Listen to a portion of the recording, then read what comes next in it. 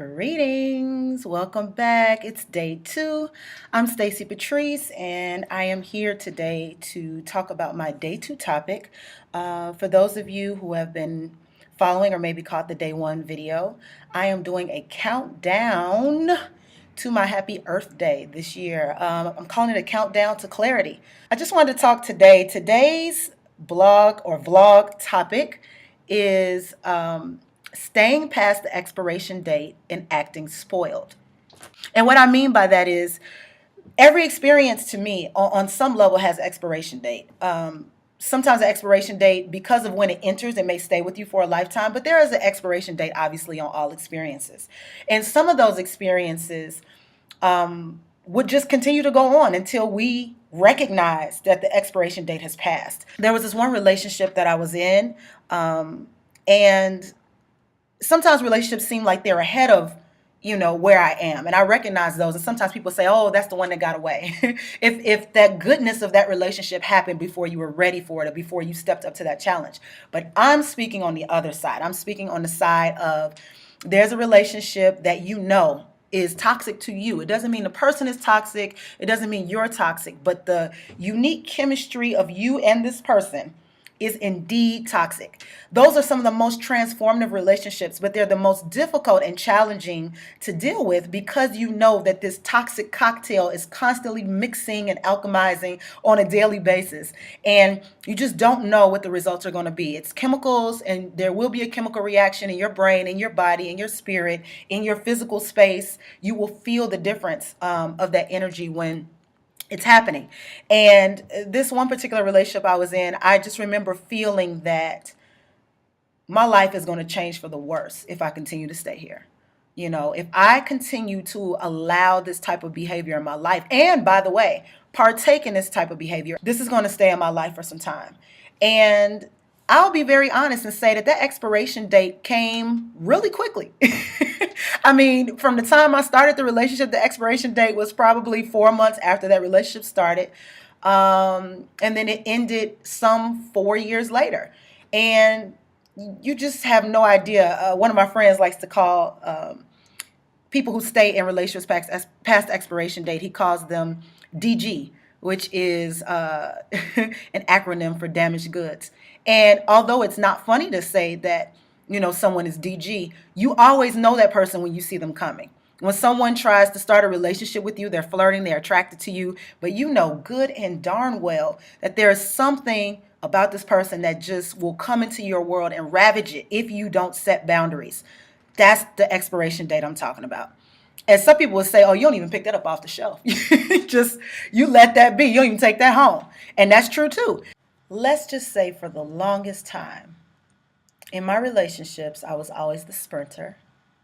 I never had a commitment phobic type of personality. I thought I was a serial monogamous. But something in me was always looking for something special, something pertinent, something dynamic, something mind-blowing in order for me to stay in it. I always felt like a person had to have a certain level of dynamic range, multifaceted personality in order for me to stay with them, because I have been working on several parts of myself, and I've cultivated several parts of myself, at least creatively, artistically, psychologically. And so I was always the first person to say, yeah, I don't know, I'm out. And it would come as a surprise. But what I know now is that I was running from the relationship without the reference of why I was leaving. That makes sense. Later, I found out why I was leaving. It was like, something fundamentally is not in sync. It's not in tune, and I don't want no parts of that. And once I realized that, I was like, oh, okay. So you not wanting any parts of that means that it's time to go. There's nothing else that anyone can prove to you, try and show you. And I didn't want a man that would say, oh, no, baby, don't leave. I'll show you how good. Did not want that. Because if you as who you are is not enough even to you, it's definitely not going to be enough to me. And I did not want a lot of that trying to prove, who he was. And so I released a lot of people. I didn't even consider it a breakup. I just released a lot of people and just said, enjoy all that you are with someone who enjoys all that you are. And I often got criticized, and people took it as a joke. And, they would call back and say, see, I knew you wanted me back. And it's like, no, I still love you. I still think you're an amazing human being. But I do not want to keep you or have you keep me in any position where you feel or I feel that there is some type of hostage situation going on. Because to me, love is so enchanted. It's not about that. And it's so obvious and so real that you can't deny it. And so for me, I did not want to participate in that type of relationship with anyone.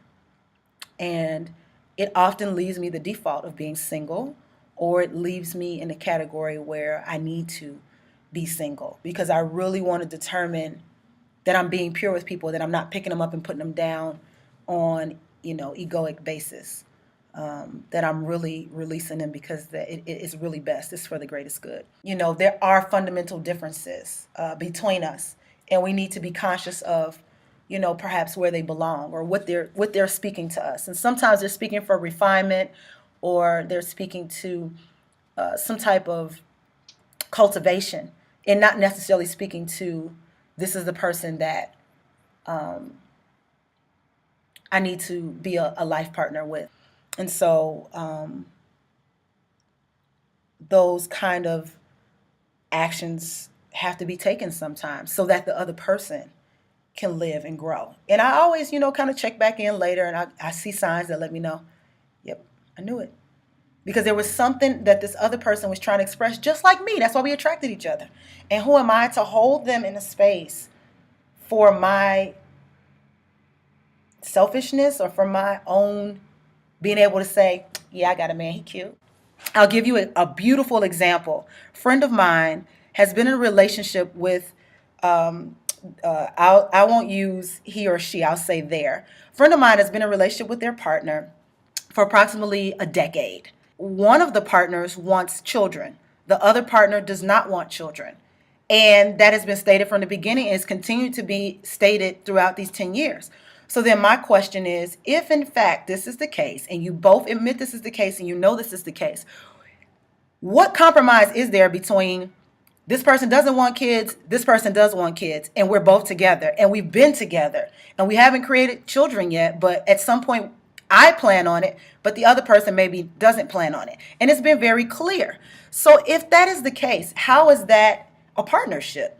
And so my observation is that sometimes when we find someone who has enough of the qualities that maybe we find scarce within ourselves, we want to partner up with that person and then try and change everything else that person doesn't have that we think is important as far as, life and our lifestyle. And we don't look at the lifestyle as being as important of a factor as, oh, this person's personality is great, or their character is great, or they're great to talk to. We don't look at their lifestyle, and their lifestyle is uber important because the lifestyle determines how they resolve conflict. Their lifestyle determines your compatibility. It can determine how the two of you make decisions together and how you function in life. A partnership is two people working together. You're both whole and complete before you get together. So if I know what it is that I want, and I'm feeling a different experience from the other person, it's not that they won't ever get there. It's just that they're not there right now. And it's up to me to determine how urgent or important that is of whether I should continue to move on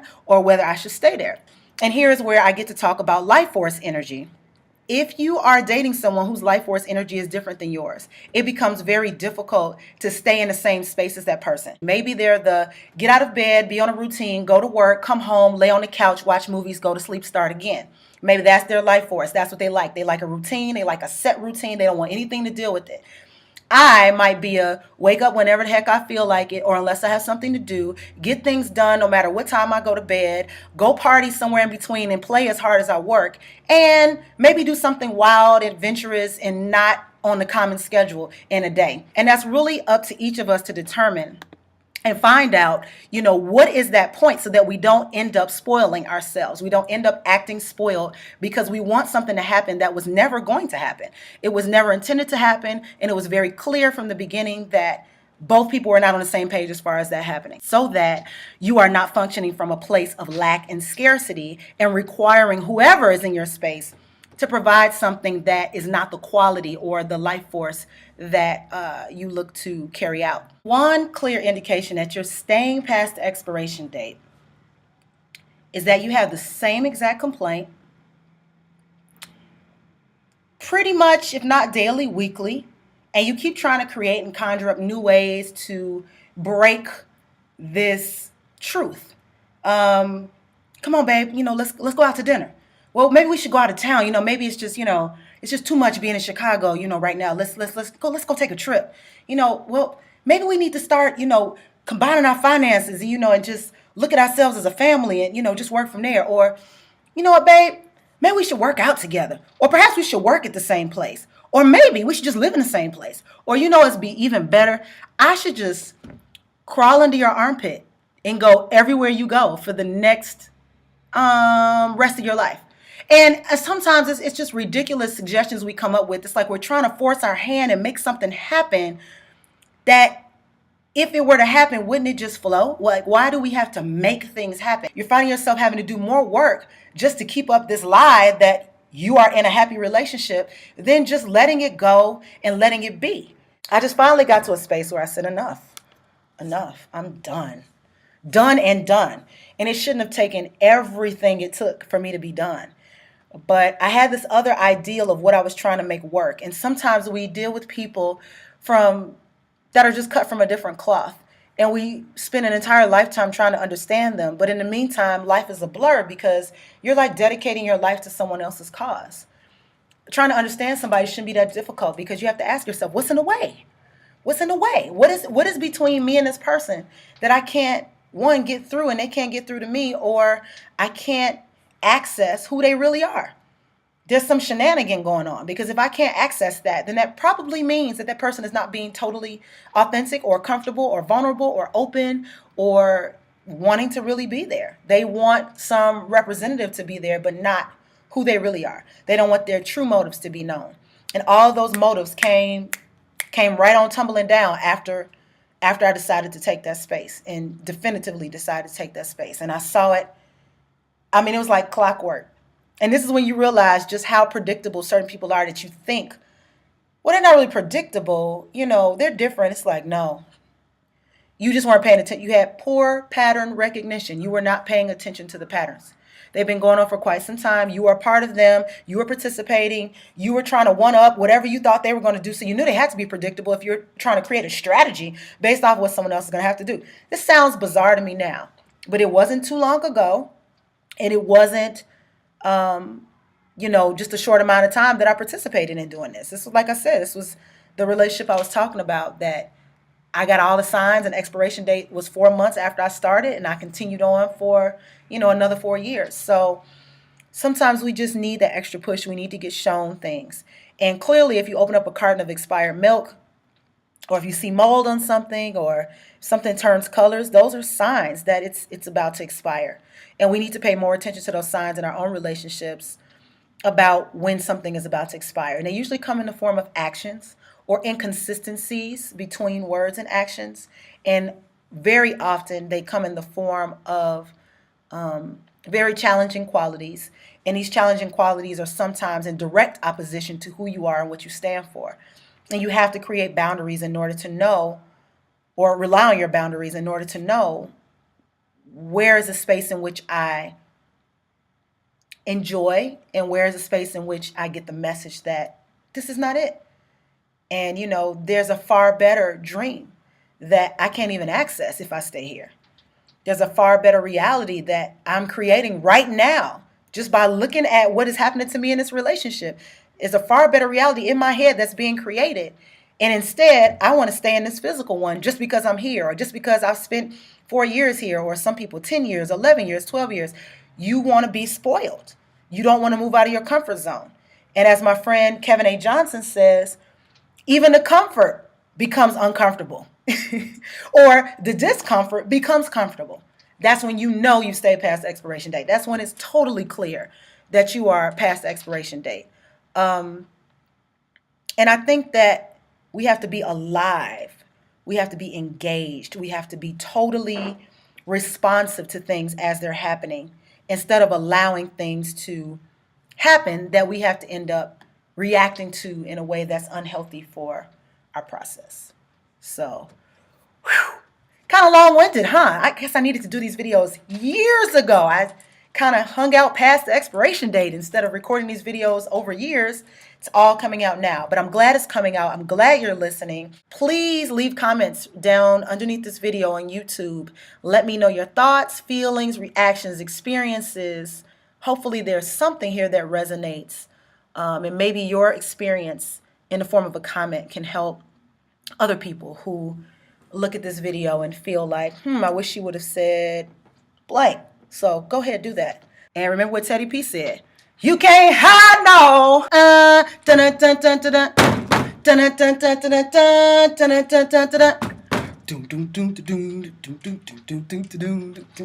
dun dun dun. Namaste. See you all tomorrow. Peace.